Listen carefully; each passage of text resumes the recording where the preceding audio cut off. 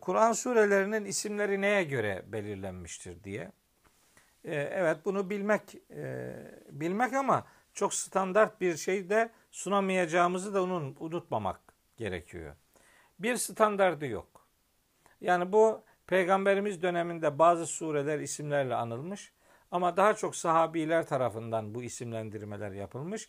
Çok bir şey, yani bir planı, çok nasıl diyeyim, bir kuralı olmayan isimlendirmeler olmuş. Mesela bir kısmında bir peygamberin adı surenin ismi olarak belirlenmiş. İbrahim, Hud, Yusuf gibi.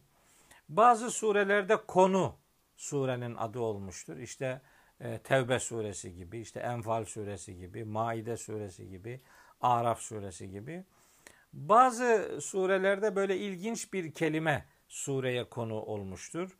İşte Neml, karınca gibi, Ankebut, işte örümcek gibi, Bakara, işte düve gibi, Nahil, bal arısı gibi bir ilginç bir kelime surenin ismi olarak kullanılmış. Fakat dediğim gibi bunun bir standardı yok. Bazı surelerin böyle başındaki o kesik harfler surenin adı olmuş. Yasin gibi, Taha gibi, Saat gibi, Kaf gibi, Nun gibi.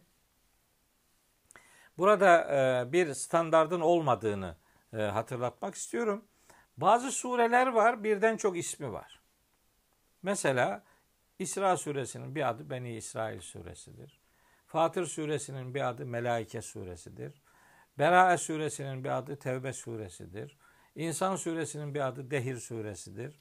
Mümin suresinin bir adı Gafir suresidir. İhlas suresinin çeşitli isimleri vardır. Kafirun suresinin bir adı Tevhid suresidir. Tebbet suresinin bir adı Mesed suresidir. İnşirah suresinin bir adı Şerh suresidir.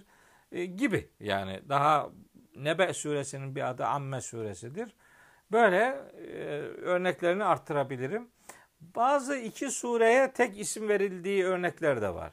Mesela Bakara ve Ali İmran surelerine Zehravan derler. İki cennet bahçesi anlamında. Mesela Felak ve Nas surelerine Kul a'udhu bi rabbil felak, Kul a'udhu bi rabbin nas surelerine Suretül Muavvizetan derler. Muavvizeteyn derler. Sığınılan, kendisiyle sığınılmayı öğreten sureler anlamında. Bunun, tekrar ediyorum, bir standardı yok. Birden çok isimlerle anılan sureler var. Buradan herhangi bir karışıklığa kafa yormaya lüzum yok. Bazen de surenin adı surede geçmeyen kelimeden de verilmiş olabilir.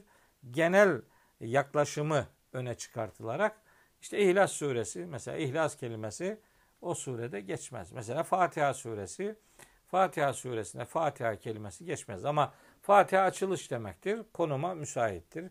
İhlas bir samimi duruş ortaya koyan bir içeriktedir. O da isim olarak tam da İhlas suresini anlatan bir kelimedir diye böyle bir teknik bilgiye kısaca temas etmiş olayım. Mesela surelerin başka isimleri de var. Hicretten önde indirilenlere Mekki, hicretten sonra indirilenlere Medeni sureler denilir. Hatta uzunluklarına göre ilk uzun 7 sureye seb'i tıval derler. Sonra el-mesani sureler vardır. El-mi'un sureler vardır. Yüzlü ayetleri olanlar.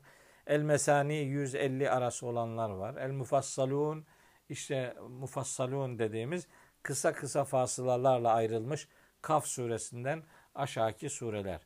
İşte anlaşılıyor ki her surenin bir iniş zamanına göre adı var. Mekki veya Medeni. Ayet uzunluklarına göre isimleri var. İşte seb'i tıval, mi'un, mesani, mufassalun gibi.